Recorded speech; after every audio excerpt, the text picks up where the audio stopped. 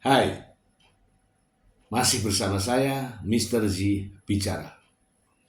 Tentu saja bicara tentang kebenaran berdasarkan fakta, data, dan realita. Ini makin menarik ya terkait ditahannya Nikita Mirzani dan Mail sang asistennya eh, berhubungan dengan skincare 4 miliar rupiah. Dalam kasus tindak pidana pengancaman dan pemerasan. Makin menarik kenapa? Karena melibatkan orang-orang terkenal, melibatkan banyak public figure, melibatkan banyak nama-nama artis. Anehnya, yang ribut kita, yang ribut rakyat jelata. Ada yang mengatakan bahwa di media sosial ya, menyiapkan 100 pengacara untuk membebaskan Nikita Mirzani. Mantap, jangankan 100 pengacara, 1000 sekalian. Silahkan bebaskan Nikita Mirzani. Ada yang mengatakan, di media sosial rame kan, menyiapkan dana 100 miliar untuk membebaskan Nikita Mirzani. Mantap, ya silakan saja. Ada yang mengatakan di media sosial ya, di media sosial. Kalau sudah di media sosial rame, ya teman-teman ini langsung berbondong-bondong ke sana beri dukungan. Ada yang mengatakan di media sosial nih,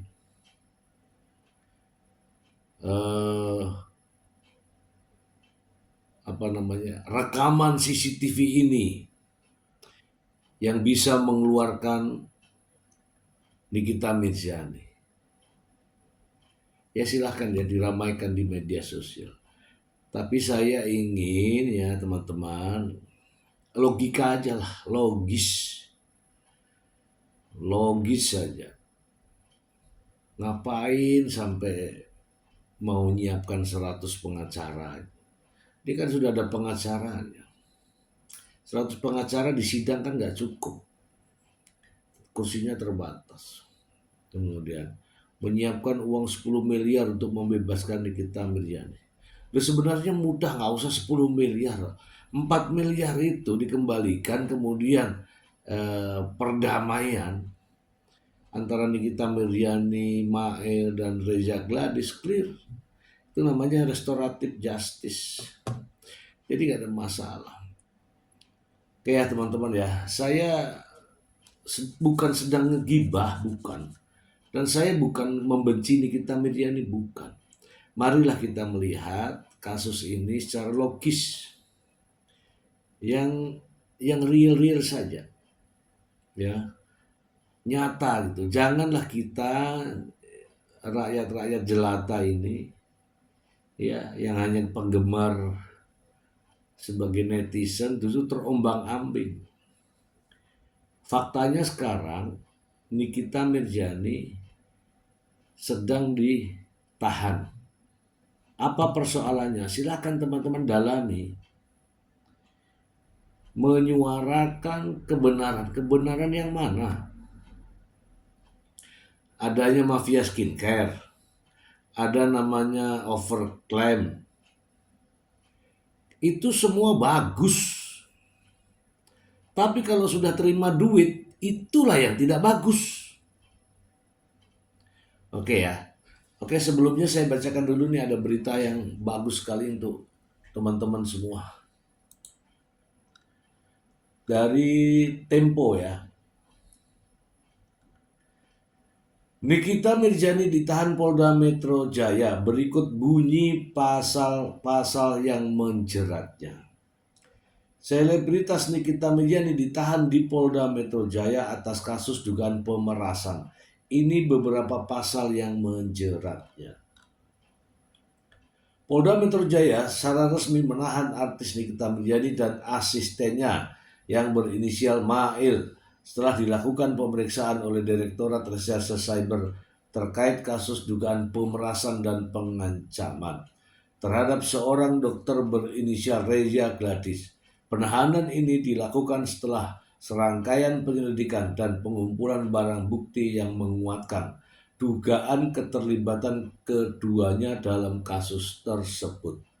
Kabid Humas Polda Metro Jaya, Kombes Pol Adi Arisam, dalam keterangannya di Jakarta pada Selasa 5 Maret 2025 menyatakan bahwa penyidik telah melakukan penahanan terhadap kedua tersangka sesuai dengan prosedur hukum yang berlaku. Penyidik di Cyber Polda Metro Jaya saat ini sedang melakukan pemeriksaan terhadap tersangka NM dan tersangka saudari IM, ujarnya.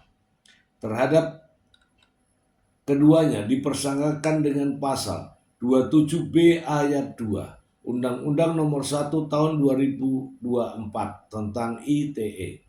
Kemudian pasal 38 KUHP tentang pemerasan serta pasal 3, 4, dan 5 Undang-Undang Nomor 8 Tahun 2010 tentang tindak pidana pencucian uang. Terhadap saudara NM dan dalam pemeriksaan sebagai tersangka diajukan 109 pertanyaan. Kemudian terhadap saudari IM diajukan 99 pertanyaan. Proses penyidikan dan barang bukti. Sebelum dilakukan penahanan, Nikita Mirzani dan IM telah menjalani pemeriksaan intensif di Direktorat Reserse Cyber Polda Metro Jaya.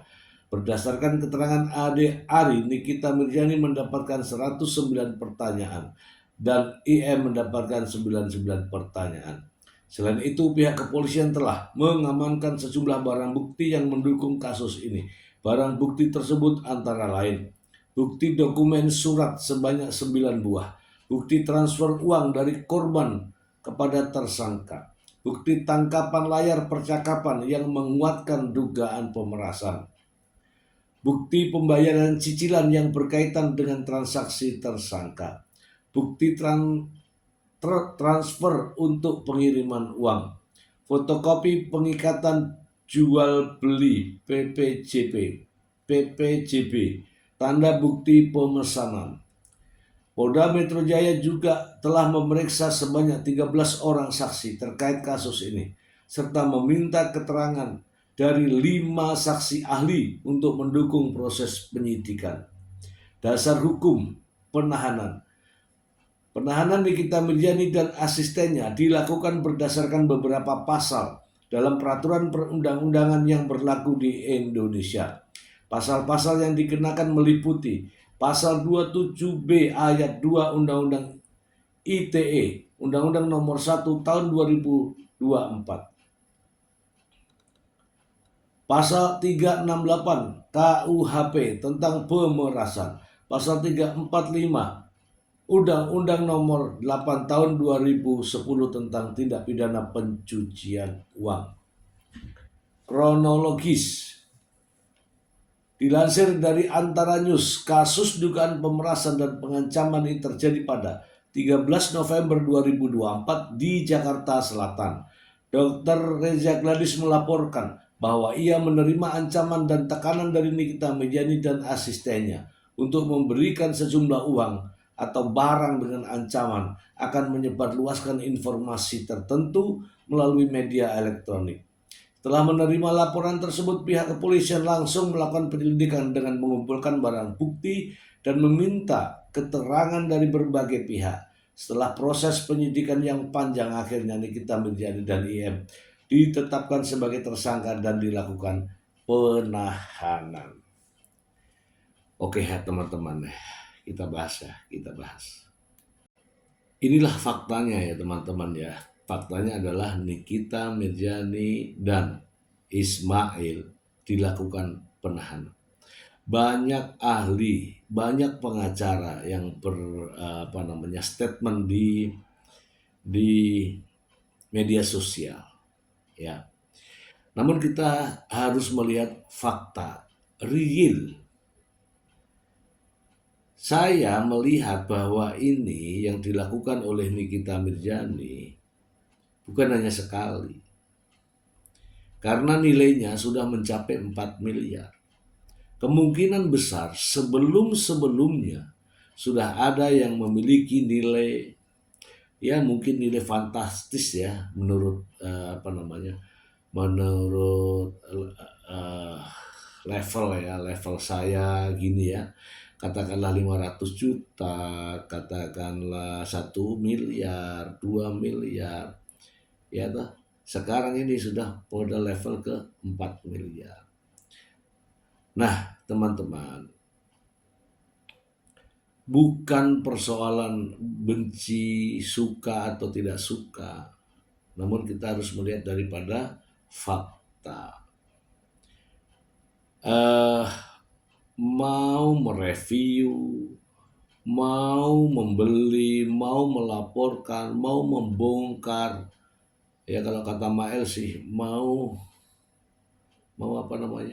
mau dibantai semua. Masalahnya personal Nikita Mirzani dan Mael ini, atau ada orang-orang lain siapapun itu, kapasitasnya sebagai apa, itu dulu. Nikita Mirzani akan memberantas ini, akan memberantas itu. Nikita Mirzani jabatannya apa? Gitu kan? Dia seorang public figure, bukan seorang pejabat negara yang, kan gitu ya, yang ditugaskan terkait dengan skincare. Kapasitas dulu. Kemudian, apa yang sudah dilakukan? Apakah Nikita Mirzani sudah melaporkan orang-orang yang ini dan bisa dibuktikan di persidangan? Disitulah masalahnya. Apakah Nikita Mirzani melaporkan sebagai korban dari penggunaan skincare? Apakah Nikita Mirzani sebagai konsumen yang merasa ditipu dan patut dilakukan perlindungan terhadap konsumen? Itu masalahnya. Dan sekarang banyak nih, saya melihat kalau ada di media sosial terkait dengan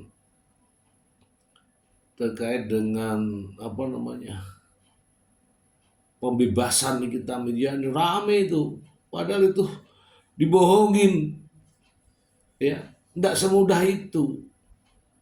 Nikita Mirzani bebas pasti rame, akan dibebaskan pasti rame, akan melakukan pembebasan pasti rame penontonnya. Wah, saut-sautan di situ, komentar. Padahal itu bohong. Ini loh yang real, yang nyata itu ini. Ya, kalau bicara nyata, bicara fakta untuk edukasi, mungkin kalian malas melihatnya ya. Tontonlah, didengarkan. Jadi begini teman-teman, pasalnya ini banyak. Yaitu ada Undang-Undang ITE, ada pemerasan, KUHP ya, ada juga TPPU. Mungkin pihak kepolisian sudah mencoba untuk menyelesaikan ini. Sudahlah, kembalikan aja duitnya. Memang ada penyelesaian. Namanya restoratif justice kan ada. Mungkin nih kita Mirzani nggak mau. Nah, saya lihat tadi di sini nih ada PPJB, ada bukti transfer, ada tanda bukti pemesanan, ada bukti pembayaran cicilan, ada dokumen dan lain-lain. Kalau saya baca dari PPJP dengan bukti pembayaran cicilan, artinya uang itu sudah dibayarkan, sudah dipergunakan. Itulah akhirnya masuk di undang-undang TPPU. Oke ya teman-teman ya. Di sini banyak uangnya nih kita, iya banyak. Untuk menyelesaikan persoalan ini, ya, kerugian seseorang itu harus diganti. Kalau diganti bisa diselesaikan, bisa dibicarakan, bisa didamaikan. Tapi kalau nggak diganti, ya kan, ya pidana yang berlanjut. Dan pidana dengan kemampuan kepolisian akan melakukan penyitaan aset. Bahkan Nikita Mirzani nanti akan lebih rugi. Kenapa? Rekening diblokir, ya kan? Barang-barang yang sudah dibeli melalui uang itu akan disita dan sebagainya. Ini loh logikanya gitu loh. Jangan secara emosi loh. Bebaskan Nikita, bebaskan Nikita. Save Nikita, save. Silakan di save. Dan ingat teman-teman ya, bukan hanya Nikita dan Mail saja. Karena ini adalah genderuwo. Sudah ada jaringan-jaringan. Tahu nggak genderuwo yang suka menakut-nakuti itu? Anu ya, anu ya, anu ya, anu ya. Sudah banyak yang beredar di media sosial. Marilah teman-teman. Oke lah, kalau menjadi penggemar nggak apa-apa. Ketika masalah terjadi, masalah ya, kita empati, kita sedih. Tapi jangan membabi buta. Mau yang dijadikan jaminan, mau yang kalau di penjara, ditulis di media sosial, siap menggantikan Nikita Mirzani di penjara. Coba aja, silahkan. Tapi sayang ya, itu tidak ada yang namanya mengganti. Itu harapan saya teman-teman semua, kita rakyat-rakyat jelata ini makin hari semakin pandai. Ya, jangan hanya melihat dari satu sisi. Nikita Mirzani menerima uang yang menyuap juga harus diproses. Ya silakan dilaporkan, diadukan. Itu menurut siapa? Faktanya seperti apa? Itu saja teman-teman. Saya sebenarnya masih banyak karena begitu banyak nih orang-orang yang bikin media sosial itu, banyak yang ingin menjamin Nikita Mirzani bebas. Jangan hanya di media sosial, dibuktikan aja lah. Gitu ya. Terima kasih.